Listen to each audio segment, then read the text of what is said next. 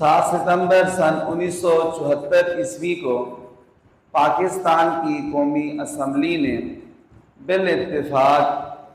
قادیانیوں، مرزائیوں، احمدیوں کو دائرہ اسلام سے خارج اور کافر قرار دیا، اور جو بھی مرزا غلام احمد کو نعوذ باللہ نبی مانتے ہیں، کسی بھی شکل میں امتی نبی یا ذلی نبی یا بروزی نبی یا مصلح، کسی لحاظ سے بھی اس کو نبی مانتے ہیں، وہ سارے کے سارے دائرہ اسلام سے خارج ہیں، اور مسلمانوں کی شعائر ان کو استعمال کرنے کی اجازت نہیں ہے۔ یہ آئین پاکستان ہے، سن 1974 میں اس میں ترمیم کر کے اس کو شامل کیا گیا۔ تو اس لحاظ سے